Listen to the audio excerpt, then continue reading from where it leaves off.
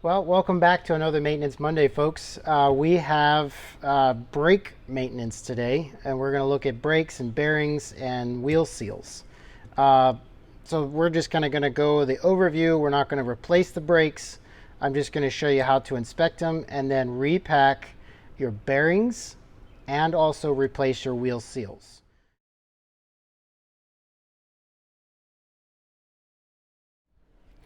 So first, we're going to need some way of getting your actual lug nuts off. So as a technician, I use a powered tool that I can put the appropriate size socket on, and this helps me take the wheels off much quicker. If you don't have that, you might consider a long neck ratchet or a some sort of a lug nut wrench or something in that fashion that you may or may not have. If you do not have it, I would recommend having one on hand in case you need to take a wheel off from a flat tire or various other reasons. We will need, you don't need it, but it's nice to know how thick your actual brake shoes are.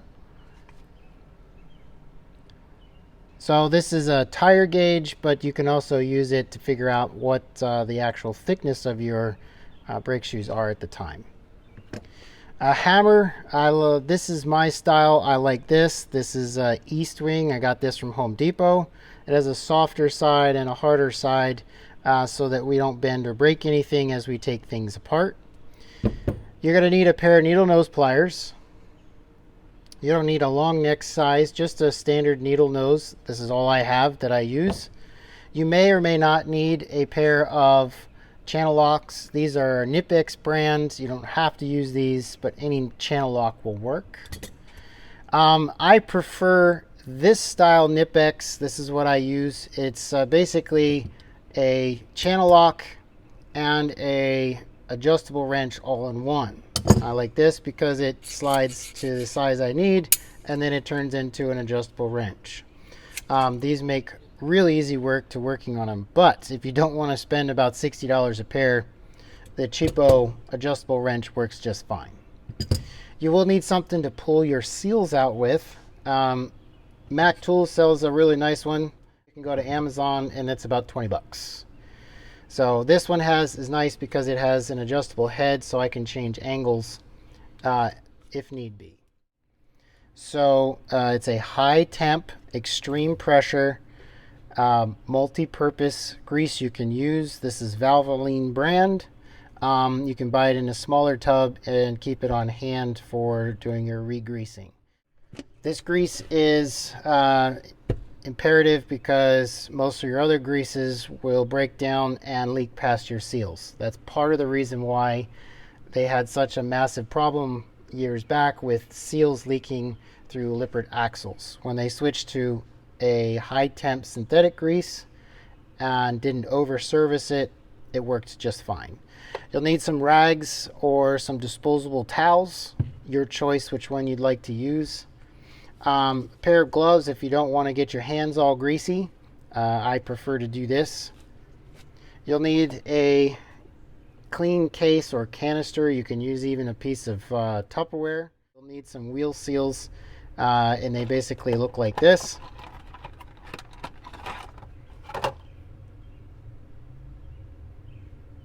And that's the back side. There's different types. This is a double wipe edge with a spring on it, which helps hold tension. And then there are single wipe edge type as well. You need to know what size your trailer takes. There's different sizes of wheel seals that you'll need to know. If you're unsure of what the wheel seal is, what I recommend is crawl under your trailer, find the actual data tag on the axle, take a picture of it. If it's a Lippert axle, call Lippert. They will tell you based on the serial number on your axle, and they will actually tell you what wheel seal, and you can even order sometimes through them. I don't know what their policy is with purchasing, but they do have a parts department you can contact. If it's a Dexter axle or another brand, same thing, get the serial number and you can contact them directly. Last but not least, we're going to talk about a couple of different types of nuts right now. This is a castle nut.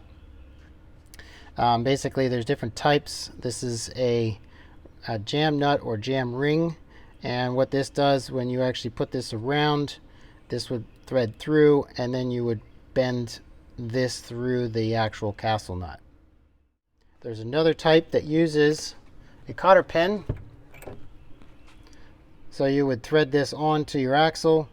There would be a hole in the axle, and then the cotter pin would go through the castle nut like that through your spindle.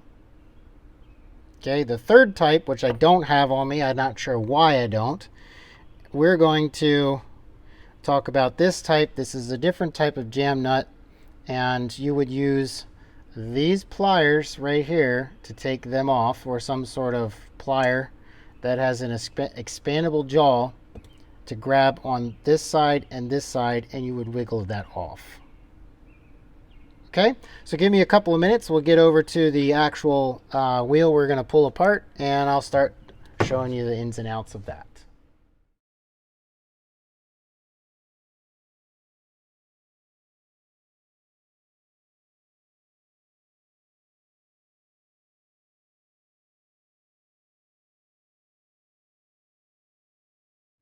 Okay, so now that we've got the tire off, now it's time to actually start digging into pulling the hub off. Before we do that, we need to have some light to light our area.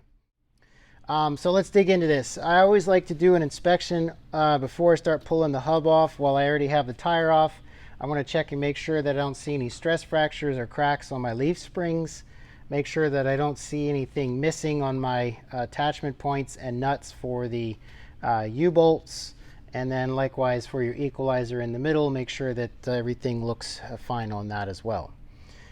Before I pull the hub off, I want to basically run my fingers down to the side where there's a cutout here, and I just want to put my fingers in between there and the front, between there and the hub, and just kind of give it a little wiggle. And I also want to spin it both ways and make sure I don't hear any major grinding. What you're hearing there is just the actual brake shoes hitting the actual inside of the drum. So I'm going to use the red side because I don't want to actually dimple or dent any of this dust cap. So we're going to take the dust cap off, and what I'm going to do is start tapping as I'm rotating it, and you'll start to see it separate from the lip and the hub itself. And what we don't want to do is have it fall on the ground, so just before it falls on the ground, I'm going to catch it like that. Now, cotter pin. So I need my needle nose pliers. Okay, again, you can use any needle nose. These are the ones that I use. You're going to grab the actual cotter pin. We're going to bend this cotter pin down. And one thing I should caution you is that if you use the wrong size cotter pin, too small, the cotter pin can slip out. Too large, it can be a nightmare to get out of the actual hole on the spindle.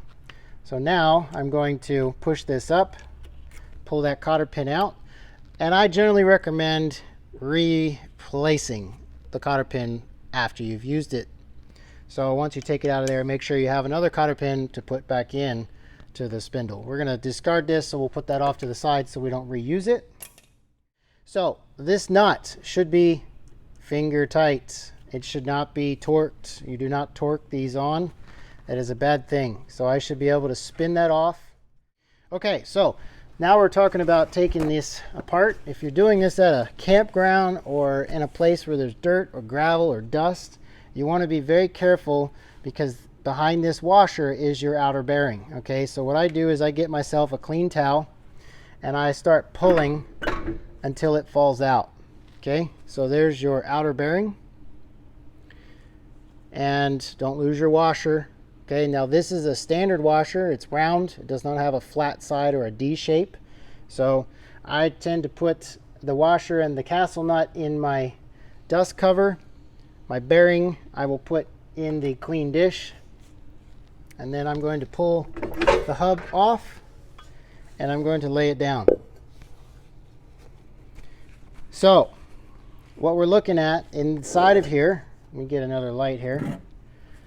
What we're looking at is you can see the dust that has settled in there. That's the brake dust from the brake shoes. And also if you had a leaking seal which this one does not have a leaking seal, so that's a good news.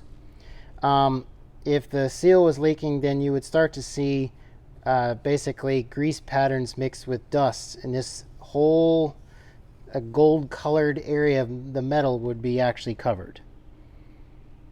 Okay, also I'm going to bring up here and I'm going to start an inspection of my brake shoes. This is called a shoe. When we think about a brake disc, they are called pads. They go into a caliper. The way that this works, and this is kind of an ingenious way, is you have the hub face, which is this part here, and then you have your magnet. Okay, so these are what they call electric brakes, and the magnet grabs against the hub face. When you press on your brakes, it energizes it. Then, depending on which direction you're going, it will push or it will pull, and the brakes will respond accordingly. Now, as you can see, when you look at these, only one side moves. Don't be alarmed by that. The one side moving is because it's not in the actual hub. Once one side contacts, then the other side then moves as well. It moves as one unit. You want to inspect the arm that goes down to, that holds your magnet on. There's a clip in here. You want to make sure that that clip is still in place. If it's not, you need to replace it. And they're not that expensive. You can buy a pack of 4 for about 8 to 10 bucks. You want to check and make sure your springs, these are the retainer springs that hold your shoe on. And you want to check to make sure there's no cracks or major rust that's happening on your upper springs holding the shoe to the actual pivot point. Down here is your tensioner. It's kind of hard to see, but there's little knurls on there that you can adjust the brakes in or out depending on how you actually have the brakes set up. I generally recommend replacing the brakes as a whole, because usually by the time your brake shoe is worn out, the magnets are worn out as well. So 5 nuts, the whole backer plate comes off. Your brake wires would then be cut and re-butt connected again when you put the new one on. And then you would set the brakes by adjusting this adjuster down here. Okay, moving on. We're going to wipe all this grease off. We're going to inspect the spindle. We're going to also clean off all of this.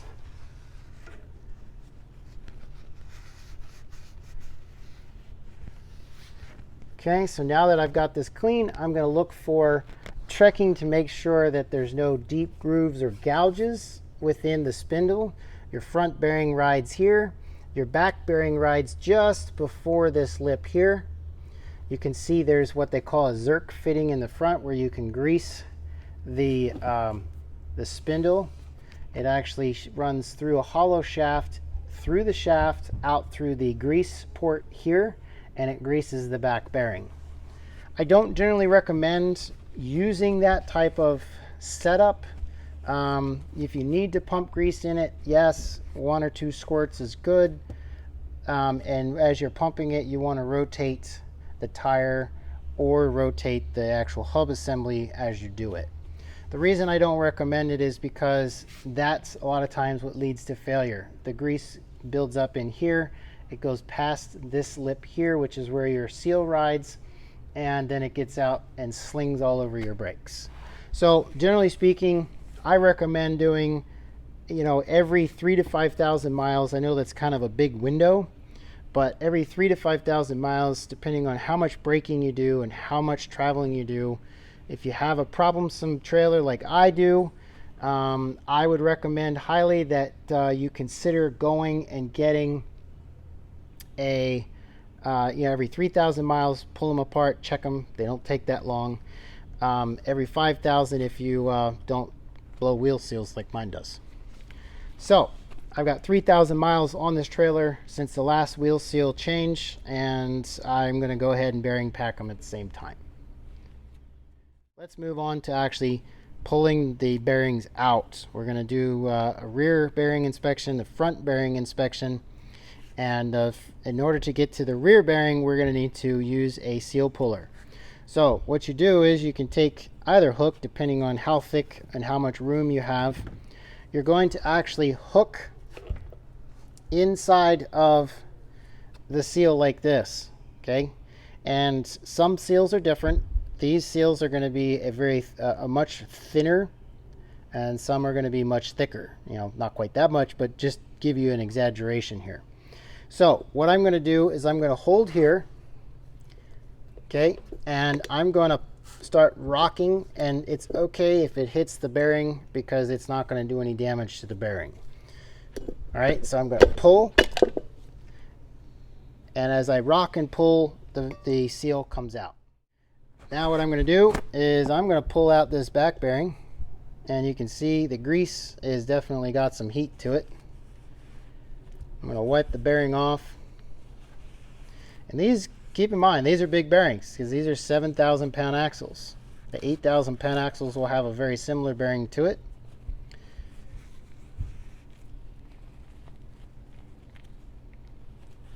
And as I wipe this off, now you can actually spray it off with brake clean and things like that, or you could put it in a parts washer if you happen to have somebody that knows somebody, or you have a parts washer.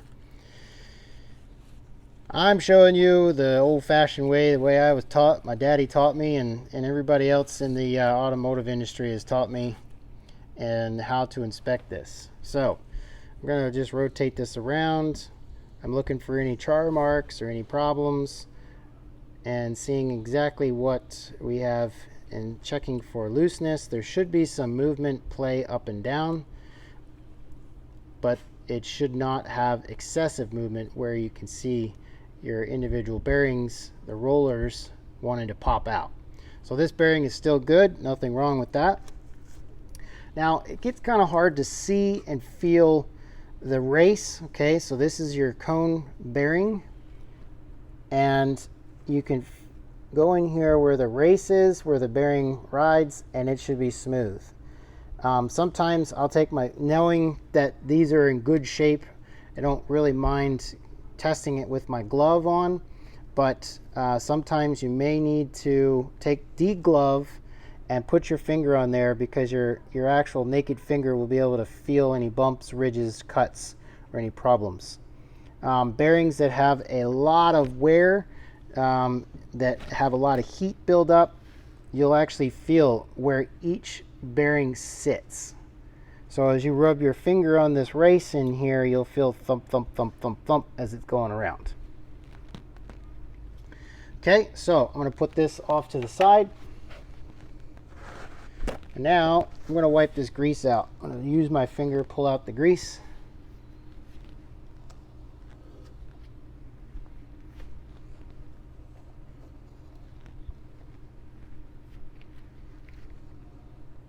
And you don't have to clean it all out. But being that this grease is a little on the discolored side, I'm going to wipe out as much as I can and start with as fresh grease as I can. You also want to try to avoid touching the surface, anywhere that the braking surface is, as much as possible with your greasy hands. And now we're going to wipe out the throat.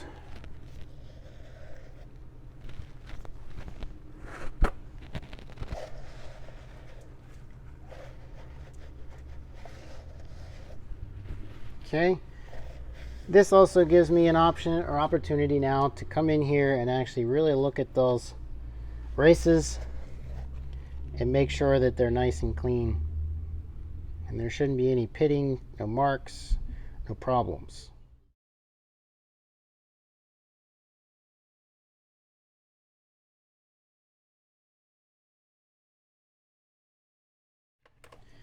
Okay, so now that we've done the full inspection, we've looked at our hubs, we've looked at our brakes, now we have to actually put everything back together. So I'm going to clean my hands off the best I can.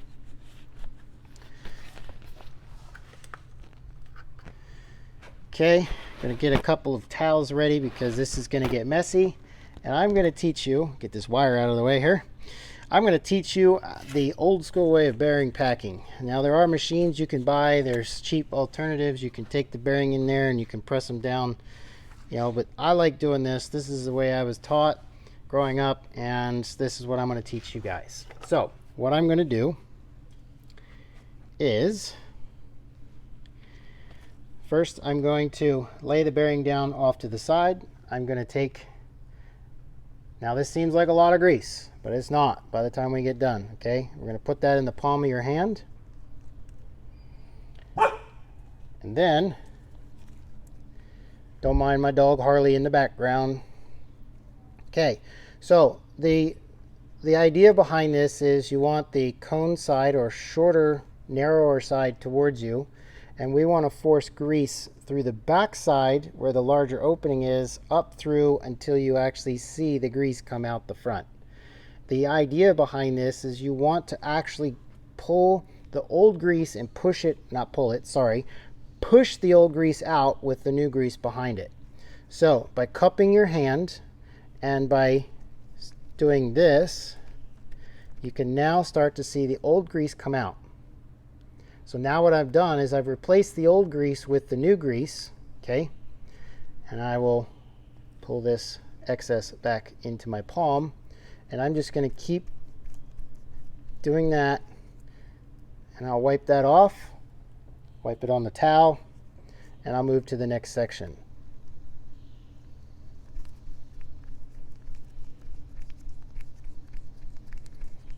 Okay, again, old grease, new grease.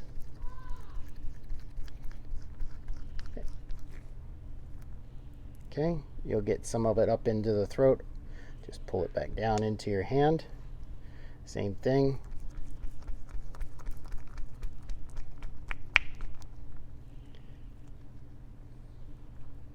And you're just going to work your way all the way around, pushing out that old grease. And this does get messy, so this is why I like the gloves. Again, pushing it into the bearing. Okay, now that we've done that, I'm going to wipe out. Now you'll have a mixture of old and new grease. Okay, I'm going to push this and wipe this on there. Okay. Then we're going to take, it's Lippert. Now I'm not too sure about where Dexter stands, but I try to do them about the same no matter what. Lippert recommends a high temp synthetic grease, and what they generally recommend doing is about a tablespoon, which is about that much. Okay, you can go up to 2 tablespoons in the throat of the hub here. Now I'm going to do just a little bit, about 1.5 tablespoons, and I'm going to smear that around into the throat. So as it gets hot, it's going to go in both directions. Now I will actually apply just a little bit more of a coating on the outside of this so that I get a good amount of grease on my bearing, like that. I've taken out the old grease, now I've replaced it with the new grease, and we're going to lay it cone side down, large side out. Now we're going to take our seals, okay. The seal, we always want to check it and make sure that it fits, okay, before we start pounding it into the actual hub. So I'm going to take just a little bit of grease, I'm going to smear it in the actual seal itself, because you don't want to have dry rubber against the dry metal spindle. Okay, so you're going to put it on as if you're putting your hub on. You're going to place it into this position, and you're going to push it on to where the actual seal fits. Okay, everybody see that? It should rotate smoothly. There should be some tension, but you shouldn't have to push on. If you're trying to push it on too hard, then it may be the wrong seal. Okay, so again, soft side of the hammer. Okay, we want to try not to hit in the inside of or close to the center of the seal, because you'll dimple or dent it, and then that will cause leaks. So what I generally do is I take my finger here, again remembering not to put my hands inside the braking surface, lay it on the side of the hub, and I'm going to tap here once gently. Okay, now see, it's going to want to pop up this side. So I'm going to come back over here and tap there. And I'm going to go opposite sides. And now it's starting to seat. Okay, the thicker the seal, the more patience you have to have. Don't just start wailing it on it with a hammer, because it's not going to work too well. Take your time, relax. If you get frustrated, breathe, walk away, come back. Okay, because if you only have 4 seals and you bend one, then you're now down to 3 seals, and so you can't finish the whole job. Okay, so now what I'm going to do is I'm just going to gently tap around the seal like this. Okay, now you can use a block of wood, 2x4 or something like that fits inside, and you can tap on both sides, and you can rotate the 2x4 around and tap. That's a nice way, because then you don't go overboard with it. But again, I do this a lot, so this is really not as intimidating as it looks. Okay, so I'm going to check it. If I can still feel a lip when I run my finger around the hub surface, if I still feel a lip, I have to keep going. Okay, so I'm going to keep tapping.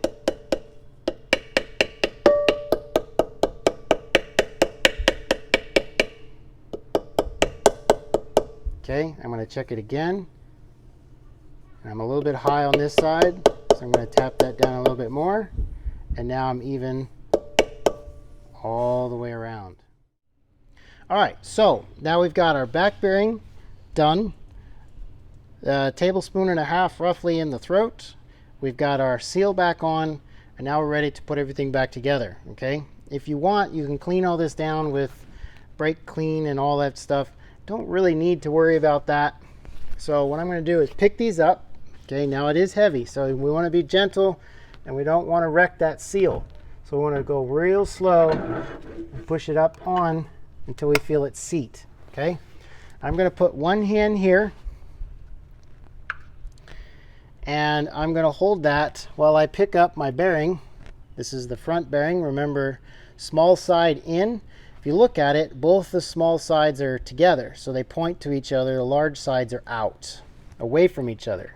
I'm going to slide this on. Now sometimes this can be difficult. Okay, sometimes it'll get hung up and it'll get tight. So if it does, then just back it back out, try it again. And remember, take your time and go slow. Okay, still holding it. Okay, now it's sitting there, so what I'm going to do, I'll watch it. If it starts to slide on me, I'll grab it. I clean off the old grease on the washer. Again, this is doesn't matter what direction you put the washer on. I'm going to put this washer on here. Wipe the castle nut off. And if the castle nut looks pretty worn, you can get new ones. They're not hard to find. Okay. I'm going to thread the castle nut on. Now, I recommend when we put this castle nut on, I'm going to show you how to, what they call seat the bearing. Okay. Now, if you put new races and new bearings in, you're going to want to seat them. Okay. So let's say you have a machine shop do this, or a place that does trailers, and they put all new bearings, all new races in for you, and then you take it back and put the hub back on. What you want to do is you want to go finger tight, okay, till it's finger tight. Then I'm going to set my adjustable wrench here, okay, and I'm going to go, as I'm spinning it forward, okay, we always want to go in the direction of travel.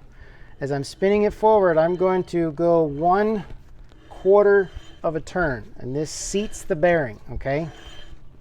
I'm going to rotate this, and you're going to feel a lot of tension, and you want to go different rules of thumb, but about 10 times around to seat that bearing. Okay, then we're going to back it off until it's loose. Okay, we never want to leave it tight. Remember, we want it finger tight. So we're going to find our hole. I believe that's where my hole is. Okay, so finger tight. Okay, and then grab my cotter pin and we're going to stick the cotter pin in the hole like that, okay? And the cotter pin is just to keep the castle nut from backing off because it's not torqued. See, it should still be loose. I should be able to rock it in there, okay? So then I'm going to take the cotter pin, I'm going to bend it up like this. You can take the stiffer side of your hammer, you can tap it up into place like that, and now that castle nut's not going anywhere. Okay, last thing before we put the hub dust cap back on, see a lot of the old grease that's slung out there. I'm going to take that, I'm going to wipe that old grease out, and we're going to discard that.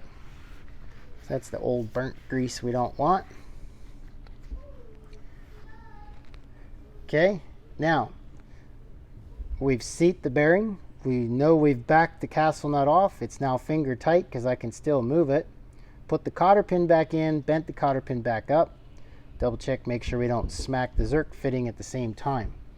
Take the soft side of the hammer. I'm going to place the dust cap back in there. Again, kind of in a cockeyed position. And then we're going to tap gently. Okay, you'll feel it pop in. And then we'll just do it gently all the way around like that, okay, till it seats. Then I'm going to give it a spin, and that service is finished.